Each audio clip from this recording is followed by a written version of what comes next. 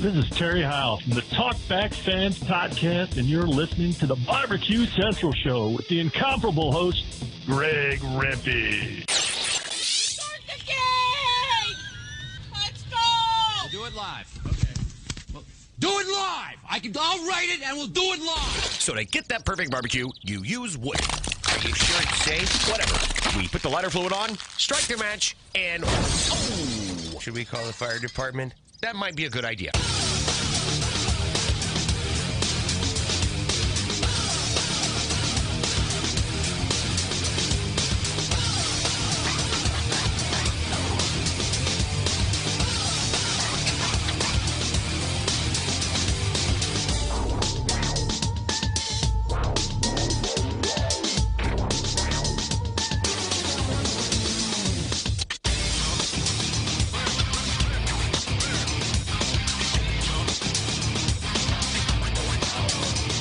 All right, good evening and welcome to the really big Barbecue Central Show. This is the show that talks about all things that are important to the world of barbecue and grilling.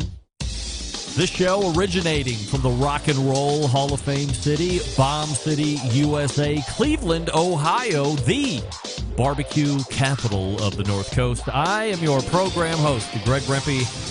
Happy to have you aboard here on your Tuesday evenings of live fire fun and survival, sir. If you want to jump into the show this evening, or if you don't know how to follow me and you want that info, here's how you do all of it.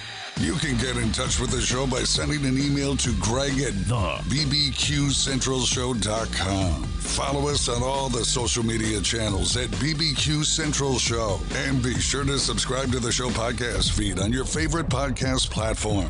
Anything else you want to find out about the show can be found at the main website, thebbqcentralshow.com, which, not letting the cat out of the bag, is really looking like there's going to be a completely new website already. I'm not even 3 months into the new old website. There's a very, very definitive possibility that that's going to be changing a little bit. Nothing that you would be able to notice, but not being held hostage by weirdos and trying to upcharge me at every left turn. Dealing with reputable folks right here that appear to be in the States, and I feel pretty good about that. Notwithstanding any of that, again, everything else you want to find out about the show, the main website, thebbqcentralshow.com. And here's what's happening in case you get the newsletter, which you can't currently sign up for. We'll fix that. Don't worry about it. In about 11 minutes from now, why not catch up with one of the most prolific competition barbecuers to ever do it, a book author, seller of rubs and sauces, and somebody that has won almost all of the most important barbecue competitions that any pitmaster would want to win.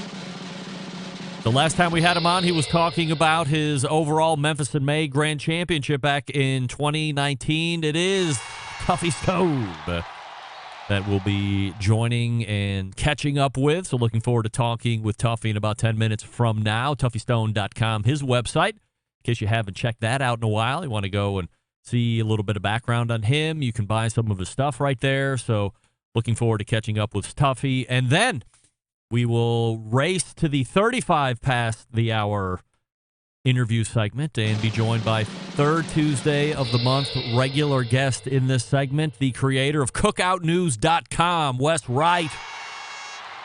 That's right. Wes Wright is back and better than ever. My favorite guy on the internet right now, cookoutnews.com. I'm visiting now at least once a day, if not multiple times a day, because he is digging all the stories up. He knows all the ways to do it, and love having Wes on once a month here, talking about all the breaking news in the live fire industry, business, cookers, patents, trademarks, all that stuff. So look for Wes to close out the first hour in the strong way possible, and then we will move to the second hour. It is the third Tuesday of the month, as I had mentioned, so we will be joined by quarterly guest making her second appearance in 2023, Jess Pryles, JessPryles.com. HardcoreCarnivore.com, her two internet properties, if you would like to check those out, if you're not familiar. So we will be talking to Jess about her latest trip to Mexico. We'll be talking about beef tallow. We'll be talking about upcoming recipes. I have the way to end the segment, as we always do with her, which is which song of the two is better. She has fared on the correct side twice out of like 700 times. So her percentages still aren't great, but she's working up to better percentages. So Jess Pryles, 14 past the second hour, and then we'll close it out with somebody who I have literally been chasing as long as it's been since I've had Tuffy Stone on the show the last time. The owner and creator of Cookin' Pellets and the associated website, cookinpellets.com, Chris Becker, will close it out with me here this evening. I have chased Chris Becker, saying, when will you come on? When can we catch up? What's going on in the pellet world, not only with Cookin' Pellets, but just in general, because he's an expert in there. But he's been very busy.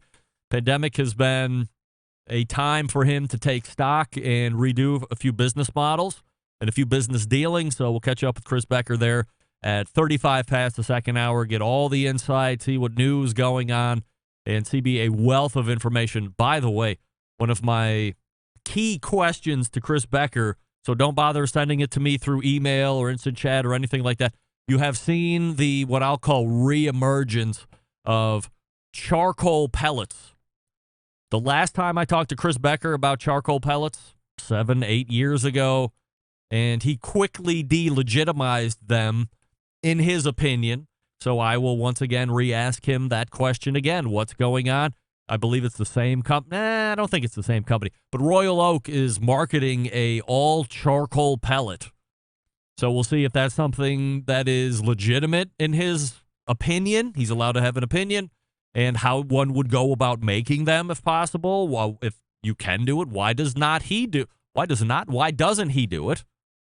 All the inside info coming up from Chris Becker as we close out the show here this evening. So Tuffy Stone and Wes Wright in the first hour, Jess Pryles, Chris Becker in the second hour. You can follow me socially on Instagram, Twitter, TikTok, and Snapchat at BBQCentralShow. We say good evening to those of you watching tonight through one of our video streaming platforms. You can go to Facebook and Twitch /BBQCentralShow.com to watch, or you can take in the show via YouTube /RD You can also take in the show audibly through Clubhouse. Let's see if we even have anybody in Clubhouse here this evening. Currently 0 people in Clubhouse. That's fine. Just another way if you'd rather listen to us but not look at us. You do it through Clubhouse. And, of course, we do have a new YouTube poll question of the week. Not a shocker here, but I did ask, do you believe that there is a barbecue and grilling season? Yes or no? And currently 100% of you are saying no. Of course there's no season. It's all the time or no time, pal. Hit the bricks because you are going out. So 100% of us are saying that there is no barbecue or grilling season. And as I try to remember here through the guests this evening, that's how we'll lead each and every segment. So let me start here this evening. We have a couple minutes before we get to the first break and then pull up Tuffy Stone. I got a number of emails over the last week from folks telling me that they did seek out the most recent edition of the Baseball and Barbecue podcast hosted by Len Hollywood Aberman and Jeff Cohen, the old coot, covering why I should be in the Barbecue Hall of Fame. I also got a number of messages asking if I put Len and Jeff, or should I say Jen and Janet, up to this. I did not put them up to this in order to boost my chances into the Barbecue Hall of Fame, anything like that. Rest assured, this is not what happened. These are two guys that, for whatever reason, felt the need to dedicate a whole episode to why I would lend value and legitimacy to getting into the Barbecue Hall of Fame. What do we know? You have to nominate, number one. Those names that are nominated go in front of the names committee. Those names are argued for. Those names are then devised into a finalists list of 9 names, which are sent out to the current living members of the Barbecue Hall of Fame, and then those folks vote for their top 3, and the top 3 of the 9 most getting votes make up that class of the Barbecue Hall of Fame. I believe actually last week, Robert Moss said there might be an additional living member going in, so that 3 might get bumped to 4, but we'll get a little bit more assurance on that as we have those announcements coming up here with the Barbecue Hall of Fame, of course. So rest assured, this was not me putting somebody up to this on my behalf. Do I care if I get into the Barbecue Hall of Fame? The overall answer is no. Of course not. I mean, really, other than being able to say I'm in it, it's not going to change my life in a tangible way. The show's not going to see a mega bump of revenue. TV offers aren't coming in. Syndicated radio offers won't be flooding in. However, I'm a very competitive person by nature. So if there's an opportunity for me to win at something, well, then yeah, of course I want to win. So my name is nominated. There's a chance for me to win. So yes, of course, I would love to win. But do I care? No. If you can diverge, I'm one of those unique individuals that can take their personal feelings and put them over here, and then business feelings, or we don't mix business and personal, okay? Try not to do that. Try to have no expectations in life and realize how much better your life just got. Why not? All right, Tuffy Stone is ready to rock and roll. We'll get to him here in just 1 second. I will talk to you quickly about Primo Grills, because what do we love about ceramic cookers? We love that they are fuel efficient. Yes. We love that you can achieve low and slow temperatures for traditional barbecue meats, but we also love that you can get rip-roaring hot for high temperature grilling of steaks and other thin cuts. But what's missing in the everyday normal lineup of ceramic cookers? The real ability to do true two-zone cooking. Two-zone cooking is very important to both professional and backyard cooks alike. It's the best way to manage a fire and cook with confidence. However, getting a two-zone fire in a round ceramic cooker is not very realistic. Why? Because it's round. Enter Primo Grill in the game-changing oval design. The shape gives you the ability to execute a two-zone setup that you desire, also giving you all the other ceramic grill benefits as well. And when you break it down, there's more than 60 different ways to cook on the Primo. So you're only limited by the culinary imagination that you have. Also, everybody loves accessories. Primo has really stepped up the game over the last 18 months, brought a lot of accessories to the game to help complete the Primo Grill cooking experience. Here's the bottom line. Best ceramics in the biz? Yes. Patented technology? Yes. True two-zone cooking capabilities and multiple sizes of ovals? Oh, yes. Only to be seen at dealers, though. So go to a dealer near you, find one close at primogrill.com, and then visit that dealer, look, touch, and feel all those oval cookers, and then pick the one that best fits your needs, and then get all the accessories with them, because your dealer should have them all as well.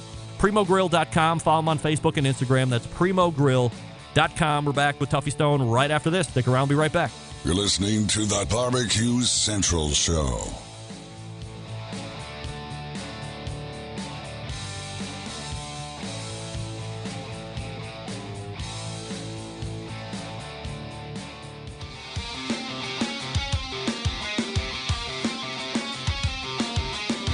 Broadcasting live from the Barbecue Central Show studios in Cleveland, Ohio.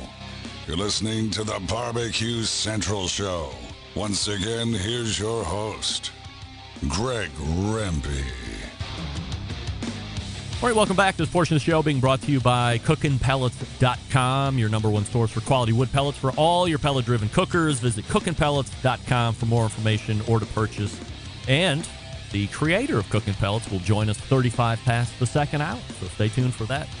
My first guest tonight on the show more than 3 years ago, or almost 3 years ago, where we were then talking about his first ever Memphis in May overall world title. You know him as a TV personality, a book author and content creator, a purveyor of rubs and sauces, one of the most feared and respected competitors to ever start a fire. He's also a part of the class that makes up the 2018 Barbecue Hall of Fame. And little known fact, an inaugural member of the 2018 Barbecue Central Show's Guest Hall of Fame as well. We race to the hotline and welcome back friend of the show, Tuffy Stone, joining us. Tuffy, appreciate you making time here this evening. Are you just finding out now that you are a member of 2 Halls of Fame in 2018? I just did. What are the chances? I don't know, but what I'm really excited about is that my audio is working. I was so nervous that this wasn't going to work. We did our little test cruise on Sunday, and you've got this dialed in, and it was working on Sunday. It's like, man, are you going to be able to hear me? So, first of all, big relief there. But so, what are you saying? I'm saying that between the two halls of fame that you got into in 2018, Barbecue Hall of Fame, but you also got in the Barbecue Central Show's guest Hall of Fame. Which one carries more weight? Well, it's got to be yours, Greg. Of I mean, course. it's got way much more reach. It's like so much fun. I get to talk to you all the time. So, that email you found, it goes back. I think it went back to '08. Oh, wait. That was like, it's like we're working on 15 years ago. Yeah. I think it's I've just been sitting here, waiting in the queue to get on your show and listening to you, and you had me laughing, and you were teaching me stuff, and I can see how you've made it so many years. So, job well done. Tuffy, appreciate that. And I want to, before we dig into some content here this evening, I wanted to ask you the Barbecue Central's YouTube poll question of the week, which you probably heard here in the intro, which is this: do you believe that there is a barbecue and grilling season, yes or no? All year long. That's right, all year long. There's no season. Currently, 100% of YouTube poll question of the week pollers are also saying, no, there is no barbecue and grilling season. It's all year long. So certainly appreciate that.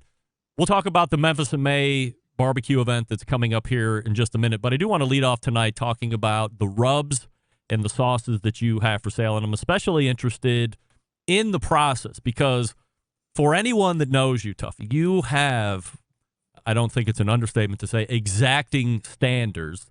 And I figured that this is something that would have been, let's say, low-hanging fruit going all the way back to the Barbecue Pitmasters days.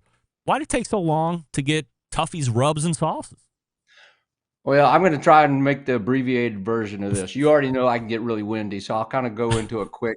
I always had this belief that just feeding people was, like being a plumber, being a cook, being a chef was like being a plumber, and so rubs and sauces were initially things that I did for my restaurants. I made them that way.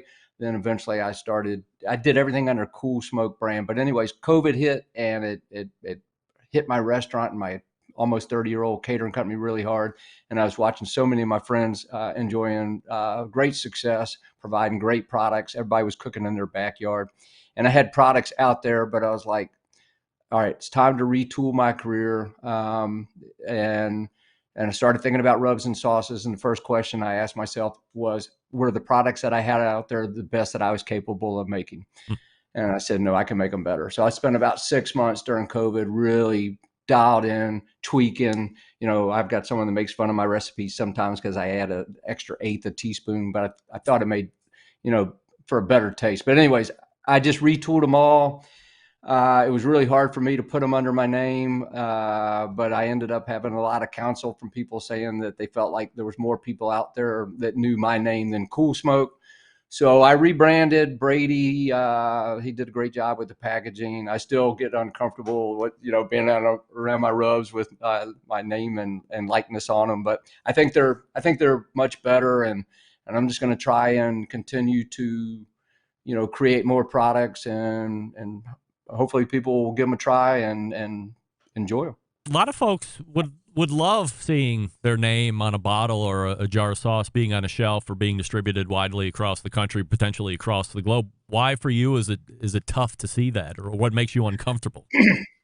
It's years ago I had an opportunity to create these gift boxes with 2 rubs and 2 sauces, and the person that wanted me to do that wanted me to put my picture and my name on there, and it was a really great opportunity, and I was very appreciative. And I said, I really appreciate the opportunity, but I said, I can't put my name and my picture on a bottle of rub. And so to answer your question, Greg, it goes probably back to some teachings that my grandfather kind of, instilled in me as a young man. And it was about humility. And it just kind of seemed strange to me to put my picture on a bottle for whatever reason. Takes a pandemic to make me change my mind on that. But anyways, it was just, I felt like Cool Smoke was just a fun name, and wasn't all about me. And so I don't know if I answered your question or not, but You dial in all the recipes, get them where you want, but then the next step, of course, is because you're not just making these in your kitchen, you're going to probably have to find some kind of co-packer. So how long of a process does that take? Because I've heard plenty of stories where it took forever, and then maybe the relationship didn't go that well, or they're trying to steer you in one direction, trying to make you compromise on stuff. What kind of a process was that like? well, so I've been making products with co-packers probably since about '08, '09. So I've had a lot of experiences that way.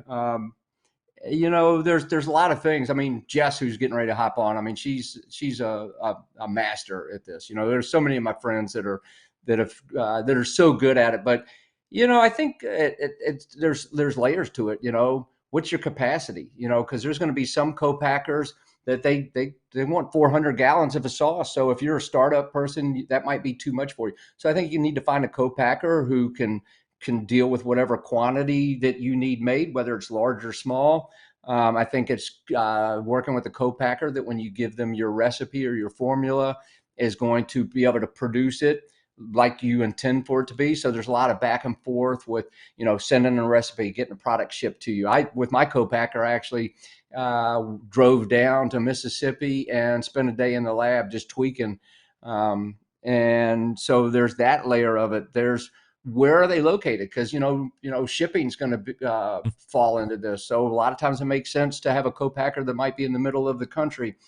I've got a friend that does so much product that they need a co-packer on both sides of the country, and that's a good problem to have. So things like that. I mean, packaging. I mean, you might want to pack in glass, and so some co-packers won't pack in glass. So there's a lot of things like that. There are some co-packers out there that can take your brand and then help create recipes with you and for you. And distribution can a co-packer put you in accounts. Do you share who you're partnered up with, or do you Yeah. keep that a So, secret? I mean, and I've been with a number. So, and I've had a lot of great relationships. But currently, I work with Reed's Foods and Tastemakers, and so they're out of Mississippi, and they have two facilities. So they have a dry facility and they have a wet facility. So they can do sauces, they can do rubs. I have found them really great to work with. Tuffy Stone joining us here on the show, tuffystone.com, his website. The rub and sauce market, Tuffy, like this is no surprise to you. It's as big as it's ever been. You can go down grocery stores now, and one full aisle has rubs, sauces, seasonings, marinades, anything that has to do with live fire to add taste, flavor, or tenderness is there. How are you standing out above everything else that's now available? Well, I mean, everything you said was like really clear to me when I was retooling all my recipes. I thought it might be one thing for somebody to buy one of my rubs or one of my sauces the first time. That's old branding, by the way. But there we go. There you go. But anyways, what website are you on? Cool Smoke or That's Tuffy Stone? tuffystone.com Okay. in the I need to pantry. fix that. Yeah. So anyways, I thought it would be one thing to get somebody to buy my product one time, but once it's empty, will they go back and get another one of those, or will they get something else? I think I really got to like, brands like Butt Rub, brands like Meat Church and Hardcore Carnivore and, Malcolm Reed. The list is so long of people that have done such a stellar job with not only growing their rub and their sauce sales, but maintaining them. Butt Rub, Byron Chisholm, going to be 25 years old as a brand this year. I think that's really amazing. So for me, I think it's taste and trying to make a really good product. And then I got to tip my hat to some of the people I just spoke about. They're creating content all the time. They're doing such a great job with their social media platforms and really staying top of mind for the consumer when they go into Academy Sports and Outdoors or Ace Hardware or True Value or a grocery store, and they see that big wall of rubs and sauces that you're talking about, and they're going to probably say, "Oh, I saw their YouTube video or I saw their Instagram post." So I'm a little I should have started this about 10, 15 years ago. So I'm working hard to catch up uh, and trying to do a better job with all of those things. But I have a lot to learn. Outside of the fact that you are in it in business, do you feel that the rub and sauce market could be potentially oversaturated at this point, or is there never too many? Um, My guess is it could become saturated, and it probably is saturated. And I used to. Well, I like to participate in the National Barbecue Association, and I've been, to many of their conferences, and I've listened to a lot of people speak that are really smart. And I used to listen to this person that had an amazing multi-million-dollar business in sauces, and he was so smart, and I would listen to this, and they're out of business now. So I think I got a lot of work ahead of me, and I think probably many others do too, uh, to stay in business and be successful for many years to come. TuffyStone.com, the website, once again, if you want to check it out, see what he's got for sale, and grab some up here as Memorial Day is quickly approaching. I'd mentioned at the top of the segment that I wanted to talk to you a little bit about Memphis in May. That's coming up here shortly. I guess first questions first, did you make the cut this year? Because that was a concern on a lot of teams. Yeah, we did. We were fortunate enough that we're coming All back. right. So um, we're not going to have. We usually have a site right on the river, but they planted a lot of trees. They've done a lot of landscaping, sidewalks. I think there's side and sprinkler systems and things like that. So Memphis May, they really had to get creative with how they place teams, and so we're not going to be on the river this year. But I'm going to be. I think I'm right beside Lily's queue, so we always have a good rapport, and we'll be there. So we're going to be in Shoulders. We have to be loaded in on Wednesday. We've got a bunch of festivities coming up, but we'll cook our big meat. We'll probably trim and prep on Thursday, light our smokers on Friday night. The drill. Saturday we'll do a blind box, and then we'll do 3 on-site judges where you talk about your processes and present.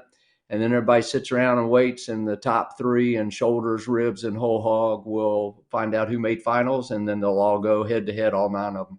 How do you gear up for something like this? You're not a guy that's doing 30, 40 KCBS contests anyway, not that this is a KCBS judged event, but just to get some rust knocked off, as it were. Or have you done it so much and for so long? And you've been very successful at Memphis in May, where it's just second nature.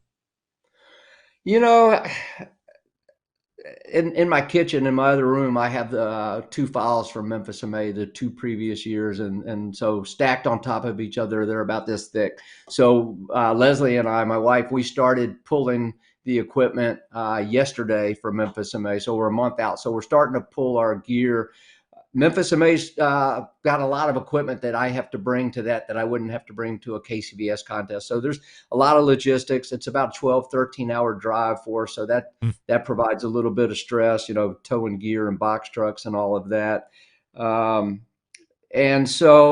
you're right. It's not, I can do a KCBS. Like I can tell you my timeline for a KCBS right now, because I've been doing the same one for so long. So I light my fire at 2. I put my meat on at 3. With Memphis in May, I have to go back to my notes. We'll have a Zoom call Thursday night with the team. I have to bring in more people for this. I did cook Memphis in May one time, just doing ribs with just my father and I, and that was a big challenge. That was a lot of work. But there's so much that happens with Memphis in May, with platters and china and linens and all this stuff. And so we'll have a Zoom call on Thursday night at 5:00 and kind of talk through it all. And just I got lots of sayings. One of my sayings is plan your work and work your plan. And so we'll do it. And I get a little nervous, Greg. It's like, but I do some of my best work with a little bit of edge to how I'm feeling. So. Tuffy, we get new listeners all the time, and I just don't assume that everybody knows who you are and what the backstory is. But your dad, George, passed away like 3 years ago, and during the height of the pandemic, of course, things weren't normal for a lot of people during those times, of course. And for anybody that knows you, knows the team, your dad was a staple of competitions. So you were able to share your biggest successes in barbecue, probably some of your biggest heartaches in barbecue too, with your dad. So could you take a minute and talk about the relationship you had with him and what it was meaning to you to be able to share those special moments with him? Greg, my truck's right over there in front of my house, and on the dash of my truck is my dad's lucky hat. So that was the hat that he was wearing when we were fortunate enough to win so many of these contests that we've been able to win together, including Memphis and May. And it's funny when we would get a hotel room, he always got the bed closest to the restroom, and I always got the one furthest away. And so I never ever sleep in that bed close to the bathroom. But my dad, you mentioned about me being inducted into the Hall of Fame back in 18, and they presented the award at the American Royal, and so I got up to speak, and I looked out at my father, who was in the sitting in a chair, and I said, "Dad, we've come a long way since I wrecked your truck when I was 16." But Dad used to always say he was the luckiest dad in the world. He was so proud. We would pull up at a filling station to fuel up, and the pit would be behind the RV, and someone would say, "That's a nice pit," and then my dad would go into this dissertation about all the contest that pit had won, and we'd get back in the vehicle to leave, and I'd look at Dad and say, "All you had to do is say thank you," but he was very proud. We had a lot of great times together. Tuffy Stone joining us here on the show. TuffyStone.com is his website. Tuffy, anything else you want to hit here before I let you go? And I want to have you on coming up. I don't want 3 years to elapse before we come back on, because I know you got a lot of content and all that stuff, but anything else on the way out? No, I just want to thank you for being a place that us people that love to cook with fire could come to for 15 years. To enjoy that fellowship. I don't get to go to competitions like I once did, and when I do, it's like I get to see old friends, and it's like seeing family. But being on your show, I think I was telling you this when we were doing our test run on Sunday, and I was just talking to you and seeing you on screen, and it just I don't know. It's my dad used to always say the best thing about barbecue is the people, and I think you keep that alive. So thank you. Tuffy, appreciate the time, and we'll do it again soon. Thanks so much. All right. Thanks, Greg. You got it. Tuffy Stone right there. Barbecue Hall of Famer, Barbecue Central Show's guest Hall of Famer as well. And again, the website, TuffyStone.com. So if you're looking for new rubs and new sauces to try, or if you haven't tried them yet and they've been on the radar, why not shoot on over there and pick some up right now at TuffyStone.com. Great interview. If you missed it, podcasting, don't worry. It'll be up tomorrow. Wes Wright is ready to go. Talk to Wes here, and we'll ask him the YouTube poll question of the week. Hey, Pits and Spits is building some of the best-looking, best-cooking smokers on the market today, offering a full family of products, including traditional offset smokers, wood pellet grills, charcoal grills, travel grills, combination pits, fire pits, and much more. Pits and Spits has been one of the only American fabrication shops that's focused on smokers and grills for almost 40 years. Why is that important? They're able to put an emphasis on quality and design, local source materials, unmatched attention to detail. From the fully welded barrels to the heavy gauge steel, they bring both function and beauty to life. Pits and Spits building every product with the intention that it's getting passed down for generations to come. Whether you're in the backyard or in the competition circuit, you're going to be able to take that barbecue and grilling game to the next level, because there is a product for you. Want more information? Check them out at this website, pitsandspits.com/BBQCentral. That's pitsandspits.com, all spelled out, /BBQCentral. And use promo code at checkout, BBQ Central, when you spend $500 or more for a free spice pack. Easy to do. Spend $500 on accessories or buy a cooker, which you know is going to be over $500, and then enter promo code BBQ Central at checkout, and you can get hooked up with that free spice pack. Wes Wright is ready to go. Stick around. We'll be right back.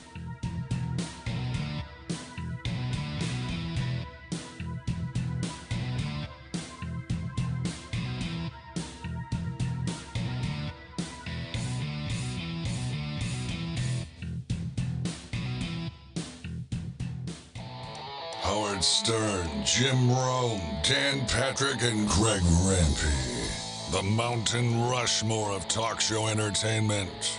Now, let's get back to the Barbecue Central Show. All right, we are back. Programming note before we get with Wes Wright. Next week's show, which you would find on the 25th, is going to be one day later on Wednesday, the 26th. The following week, which I believe ends up being that first Tuesday in May, will also take place on the next day, Wednesday. I think that's May 3rd, May 4th, something like that. Oddly enough, both times will find me in Texas in successive Tuesdays trying to come back, and both landing flights are not going to be time conducive to doing a show on Tuesday. So I've cleared it off with everybody that's already scheduled to be on that show instead of Tuesday. Next week and the week after, all shows will be on Wednesday for those 2 weeks. They will be live, so don't worry about that. Yes, Bill, we will do it live. So just a programming note up there so you can schedule your adjustments as needed. My next guest tonight, the creator of CookoutNews.com and the third Tuesday of the month regular guest here, 35 past the first hour. Talking about all things important to the world of live fire, it's my pal Wes Wright. Poll question of the week time. Right out of the gate. Yes or no? There is a barbecue or grilling season. I'm going to say no on that. I live in Michigan. Wow. Look, shockingly, as I go to the results here on YouTube, 88% say no and 12% say there is, which is a bit shocking because all through Tuffy Stone segment, it was 100% no. Everybody saying that there is indeed not a barbecue and grilling season. It's all year long. This is what we do. I figured it would have been towards 100% here. It was kind of a trick question, but I'm once again shocked by the results. However, Wes Wright is right here from CookoutNews.com. A lot of things to tackle here off the rip. So let's start with Halo. I guess for the folks that don't know, kind of a newer name, brand that's out there. So if you could give us maybe a quick overview on what Halo's all about, and then we can talk about the thing that really seems to be bringing their uniqueness to market, which is battery-sized or full-size battery-powered pellet cookers. Yeah, sure. So Halo's a pretty new company. It was started by a guy that used to work for Blackstone. He was like a VP of product or something over at Blackstone.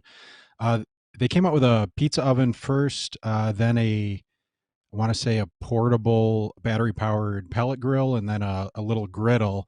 But everything they do, they try to find some innovative approaches and don't just do everything else that's on the market. So, it's a cool company. If you haven't seen them before, check them out because they have a lot of great features, and they think through some problem areas that people run into with cooking, and they come up with unique solutions for them. So I'd mentioned the full-size battery-powered pellet cooker. Your general thoughts on that? I think it's a good idea. It is annoying to run an extension cord to your pellet grill, and I don't know if you have little kids like me, I'm worried about them tripping over it and stuff like that. So, and it runs like 15 to 20 hours. So you could do a brisket cook on it, which, I don't know what else you'd cook much longer than that on a pellet grill. But yeah, I think it's a good idea. And, we're going to see more of that, I think. And even tomorrow, you're going to see Gorilla Grills is going to release just a battery pack, branded Gorilla Grills battery pack for grills, like an outdoor power station that's battery operated. So is the thought on that everybody's going to be using the same stuff, so you can just make accessories to go regardless of if it's yours or not? Yeah, I think they're just, rather than creating an integrated, version of one of their grills, they just thought we'll just create our own, power source, even though there's a million power sources on the market. Traeger also has a battery-powered pellet cooker in the works. I don't know where it is in development at this point, but it's a bit different from a powering setup. What can you tell us about that? Yeah, that one's cool because it we'll see if they ever come out with it. I think I said in my article it'd be a couple years out because of where they are in like the refresh cycle, and they bring things to the timber line first and then trickle them down. But Same kind of thing like what Halo did, where it has a battery pack, but the difference is they have a secondary battery in their design. So that way, when you change out a battery, it'll run for like 15 minutes off the secondary battery to give you time to change out the first, so you have an uninterrupted cook. That only comes into play though if you cook longer than what you need on your battery pack. And also, kind of a quirk on that one too, is they said that they have designs of like using battery packs from drills and things like that, from other companies. And with how I don't know Traeger is, I can't imagine they'd not have a proprietary battery pack, but Mm-hmm. it's a neat idea if they could.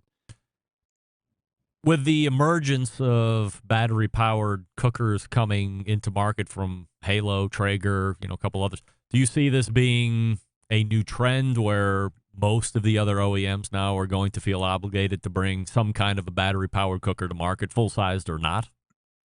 Yeah, I think over the next few years we're going to see, every company kind of that has pellet grills come out with it. Pit Boss, they had a portable battery powered pellet grill this year. Once somebody does a feature, a lot of other companies copy it. But I mean, you have a Timberline, right? Do you think you'd use battery power? Uh, I mean, honestly, I wouldn't even think about it. My kids are older, Wes, so I'm not worried about them tripping. But I would say I've I've had no issue running power cords. So, and it never has seemed like it's been that big of an inconvenience. I was worried initially so not to go into the weeds like this quick, but I hated the thought of pellet cookers long, long time ago. I thought it was cheating, stupid, never catch on, blah, blah, totally wrong. And then Gorilla Grills sent me one in secret 100 years ago and said it was like the round OG, the one that they sell, and said the guy, Mark Graham, sent it to me and said, just use it. Don't ever talk about it. Just use it. Tell me what you like. Tell me what you don't like. Check in with me, a couple times a month. And I had to keep it a secret. I was like, oh, my God, I had this secret lover off to the side, which was a pellet cooker because I'm talking shit about it on the show all the time. But quickly I fell in love with its convenience, and it was putting out really good product. I was concerned with using it in the rain or leaving it out, this and that. But over time, because I've become grizzled and jaded, I just didn't even cover one of my new pellet cookers just to see like what would happen. Would it leak into the pellet hopper? The thing has been through full winter, has been through monstrous rainstorms, and nothing has happened to it. I leave it plugged in, doesn't short out, nothing. So they seem bulletproof. Long way to go to say it's not like I'm going, well, I would love it even more if it had battery, but certainly easier to take around, move around the house. I don't have to be tethered to an outlet now, so I can certainly see the value in it, but it's not putting me over the top. Like also, if it doesn't have tech on it, I wouldn't not buy it if it was a good cook. Right. Yeah. I kind of think that's where I'm at too. All my grills I store in the garage and I'd wheel them out when I use them. Well, almost all of them. But it's kind of a nice to have, but not an essential. RecTech released 2 new portable grills recently. What do we like about them? I'm not crazy about them. I like RecTech as a company. I think they make, they use a lot of stainless in their products. They have some cool stuff. But all it is, it's really what they have, just smaller in 2 different smaller sizes. So I guess that's appealing. I'm not really in love with portable pellet grills as it is, because they weigh like 100 pounds because of all, you have an auger and, all the electronics. They're not light to lug around. I have a master built, their portable charcoal gravity series that's way lighter, and I would use that if I was going anywhere. So I don't really understand. I think it's probably a cheap, easy product to come out, and that's probably why they did it. Because I would suspect they're having some problems. They changed CEOs and everything like that. But that's not to say it's a bad product. It's just it's what they already had out, just smaller. That's a company also that was purchased or they sold to private equity or whatever it is. That was a good move for them to do. I and I say this as a guy that used to work in private equity, but I don't love it when, when I'm not a big fan of private equity. They sold out, I want to say in 21, end of 21, something like that, maybe 20, I don't remember. But they sold out within the last few years. And then the founders, there were, the two co-founders, they left the company, and there was a press release where they got some guy from, used to work at like PepsiCo a long time ago and stuff like that. So I just get a little worried when I see new CEOs that aren't from the grilling industry and are just from like consumer packaged goods or things like that, where it's almost like, it's just like a product like any other. And I think there's a lot more passion to it. That's just my take. And also, there's a little thing, but I never like when private equity firms put out press releases and then they just talk about themselves rather than the company, which they did in that. So that always makes me wonder, like, who's actually running it. One of the most popular segments in Live Fire continues to be pizza. So, general thoughts on where you see the pizza oven outdoor segment heading this year? I think it's that, and I think that's one of the hottest segments this year. I think you're going to see even more people buy them. Lowe's is with Uni, and then Ghazni is being sold at Home Depot this year. I don't know if it'll make it in stores or not, but at least online for further distribution. It seems like a lot of people I talk to that aren't even into grilling like pizza ovens, and it's a product that if you have a grill, you can also have a pizza oven. So I think that it seems like a lot of people like them, and I think there's way more room to grow in that area. You had mentioned two names that I was just going to ask you about. One, Ghazni, they had released the mantle, which looks like it hooks on to either the rock box or the dome to give you a little bit more accessible and workable space. They also unveiled the new color of pizza cooker, which was yellow. They really appear to be coming on strong in this segment. So where do you see them currently versus one of those founding fathers, that being Uni? I think they're a lot smaller than Uni. I think they're Is Uni big? probably. I'm going to get this wrong, but I want to say they're like 300 million in revenue or something like that. They were in 21, and they said they had a little growth in 22, so they're around there. And I bet you Ghazni isn't even at 100 million. I bet you they're probably 50, 60 is my guess if I'm just throwing numbers out. So there's a big difference, and some of that is because they've had distribution through Lowe's, and they're just like the name in pizza ovens. I like what Ghazni's doing. They also just came out with some events where they're bringing out chefs to cook for you, and you can interact with them. I always think stuff like that helps create your brand, and it's cool. They sent me a yellow rock box that I actually just took out today and started testing it out. And you like the yellow? Yeah, it's a nice color. I mean, it's not I don't know if I'll buy specifically for a color. That's just not me, but it's, it looks good. And I also have an Uni too. So, they both make really great products. It's either one's good. This is just a business question, but as we talk about some of these companies, Ghazni, for instance, Traeger, ThermoWorks, Rectech, I think, Reload there, Utah. Is there something going on with Utah that I missed? Is it a great business destination? I know when Pit Barrel moved out of Denver or wherever they were in Colorado a number of years ago, they went purposefully to Kentucky because Noah said that the business advantages in Kentucky were conducive to them coming there, because I was like, why the hell would you go to Kentucky of all places? Yeah. So he explained it made sense to me, but is Utah a state like that? I don't understand the reason behind it, but you can add to that list Camp Chef and Blackstone are both in yes, Utah. that's right. Blackstone. That's right. Yeah, right. Everybody's in Utah. I don't know. That's like the outdoor cooking hub of the U.S. though, for some weird reason. I don't know the reason behind that, but it'll be worth taking a trip out there. I think maybe to visit some companies. Maybe one of them can fill me in on why they're all out there. The other smoking hot section of Live Fire continues to be flat top or griddle, depending on what word you like. Where do you see the griddle market heading through the rest of the summer? Are we tapering, or are we still on the rise? I think we're still on the rise with Wow. Weber and Traeger releasing new products. That's going to grow the overall segment because just the marketing in general, even if it doesn't go to them, it's going to keep growing. And it's like a pizza oven. If you have a grill, you can still buy a griddle.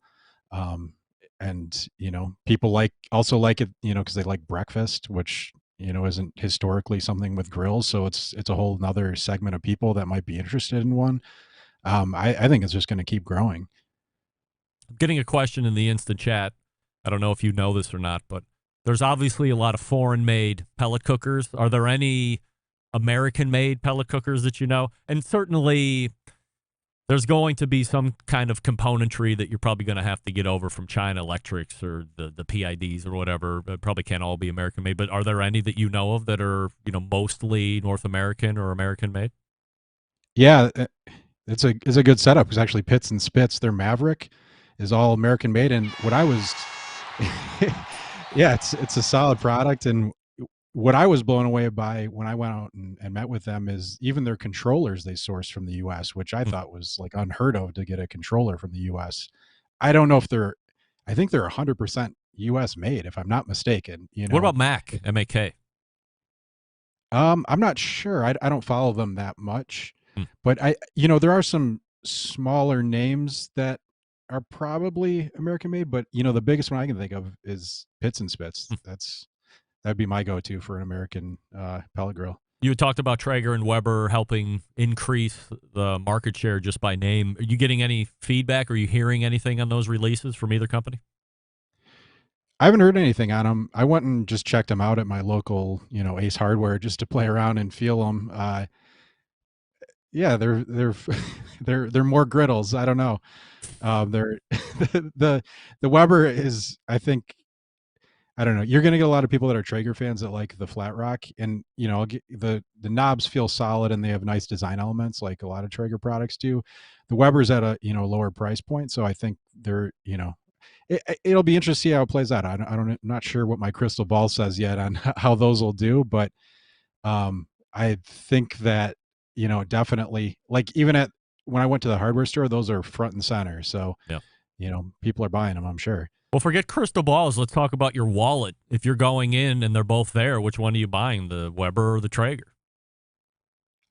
So I'd have a hard time spending $900 on a griddle with just the same features that every other griddle has. I actually just ordered a Blackstone this week. They had Griddle Week with some discounts. Yes, how about that?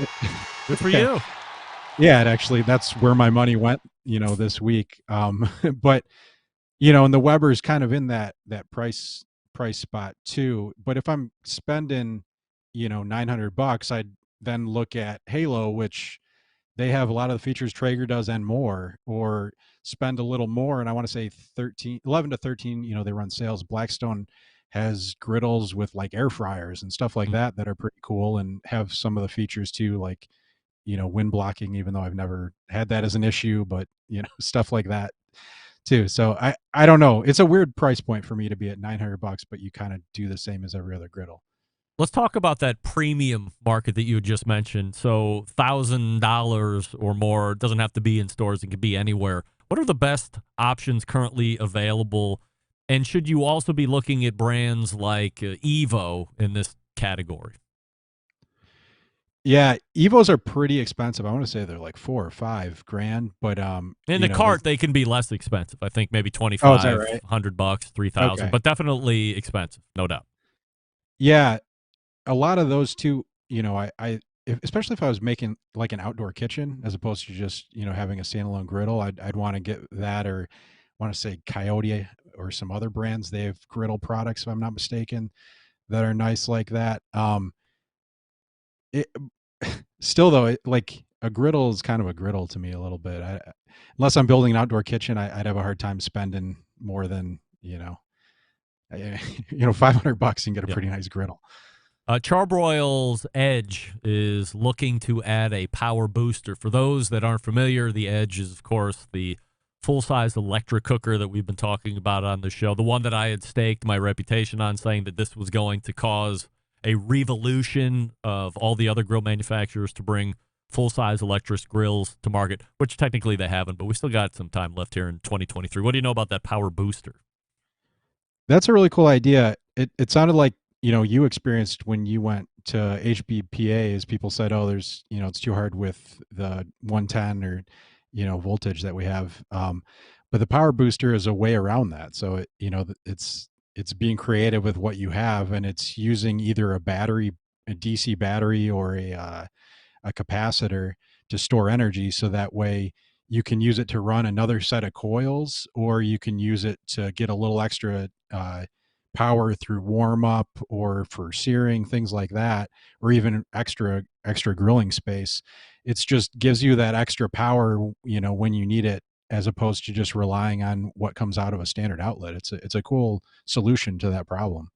One of the things that I saw on Charbroil's website was they are bundling the full-size electric edge and one of their 4-burner griddles together. So I would imagine that might be the 36-inch cooking surface size, if you're wondering. $939.17. Weird price, of course. However, it's saving you about $400 if you were going to buy them separately. A, good idea, and B, something else that somebody is going to copy. I think it's a great idea, because if like I said before, if you get a griddle, you want a grill too, right? So if you have neither, you can get everything you need in one package and save some money. And it's I think it's a great idea. The other companies that could do it, would be like, I guess, Weber or Traeger now. I'd be interested to see if Weber tries doing that. But it's a good way to, one, not only get people to start using the edge who are a little apprehensive, because then you have a griddle too in case you don't like it, but also it's a way to move their griddle and let people know you have it. For $900 you get a grill and a griddle. That's not a bad deal. Wes Wright joining us here on the show from cookoutnews.com. Wes, last question before I let you go, and I want your honest opinion on this. If you went to a steakhouse restaurant and ordered medium rare and this showed up, would you be happy with it? Would you send it back, or what? Yeah, that's a little under medium, I'll tell you that. I'm not. I worked in food service. I'm not a send it back kind of guy unless something's really terrible, or if my wife bugs me about it. So I would probably just eat it. I'm not that picky, I'm not, even if it's overdone, I'll just say, that it's not what I wanted, but it's not going to ruin my life. So, but I'm not really a send it back kind of guy. All right, go to cookoutnews.com, see what's happening with Grilla Grills tomorrow, as Wes had mentioned there a couple minutes ago, and be sure you check it out multiple times a week. He's always baking great news, and you can find him right here on the third Tuesday of the month here, 35 past the first hour. Wes, always appreciate the time and the info, and we'll see you again next month. Yeah, thanks for having me, Greg. It's Wes Wright right there. Again, cookoutnews.com, the website, and check it out. I'm telling you, there's so much good stuff. And he's got the weekend refuel. So if you put your email in there at the top of the page, over the weekend, you get a recap of all the great stories at cookoutnews.com. If for some reason you forgot to go there, you can get caught up before the new week starts and all the new business is levied into the live fire industry that Wes has covered. Let's wrap up the first hour. Stick around. We'll be right back. Continuing to produce incredibly mediocre content in an exceptionally professional way. You're listening and watching the BBQ Central Show. Once again, here's your host, Greg Rempe. And we thank Wes Wright for joining us last segment. Cookoutnews.com, his website, so make sure you check that out. You are visiting frequently, as I had mentioned before. Huge first hour. Tuffy Stone joined us for the first time in 3 years, so we were able to catch up with him a little bit, talk about the upcoming Memphis in May championship, a little history about him and his dad running the competition, Circuit Trails, and talking about those rubs and sauces that he has finally brought into market. So TuffyStone.com if you want to check those out. But we have a huge second hour already geared up for you. So if you're just tuning in now,